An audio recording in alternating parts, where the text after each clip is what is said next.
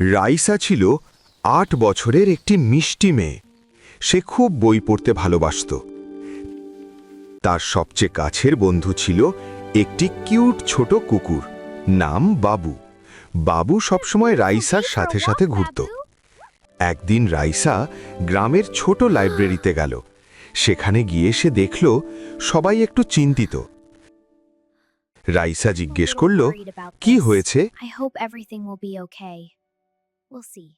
লাইব্রেরির কাকু বললেন, আমাদের সবচেয়ে মজার গল্পের বইটা হারিয়ে গেছে। রাইসা অবাক হয়ে বলল, ওটা তো আমার প্রিয় I বই। hold this memory so close to my heart. বাবু হালকা ঘেউ ঘেউ করে যেন বলল, চলো খুঁজে বের করি। রাইসা আর বাবু বইটা খুঁজতে বের হলো। তারা লাইব্রেরির টেবিলের নিচে, বুকশেলফের পাশে, এমনকি বাগানেও খুঁজল, কিন্তু বইটা কোথাও নেই। হঠাৎ বাবু দৌড়ে গিয়ে একটা কোণায় দাঁড়ালো। সেখানে একটা ছোট্ট ব্যাগ পড়েছিল। রাইসা ব্যাগটা খুলে দেখল ভেতরে সেই হারানো গল্পের বই। রাইসা খুশি হয়ে বলল, ইয়েই, আমরা পেয়ে গেছি। The magic is so real. I can't wait to see what happens next.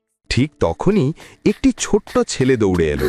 সে একটু লজ্জা পেয়ে বলল, আমি বইটা ভুল করে নিয়ে গিয়েছিলাম, I didn't ফেরত mean দিতে for this ভুলে to গেছি। happen.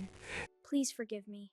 রাইসা হাসি মুখে বলল, Will it be okay? কোনো সমস্যা নেই, You think so? এখন I know থেকে মনে so. রাখবে, We're in this ঠিক আছে? together. ছেলেটা মাথা নেড়ে বলল, ঠিক আছে। লাইব্রেরির কাকু খুব খুশি হলেন।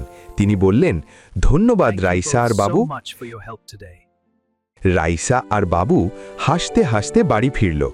সেদিন রাইসা শিখল, সততা আর সাহায্য করলে সবাই খুশি হয়।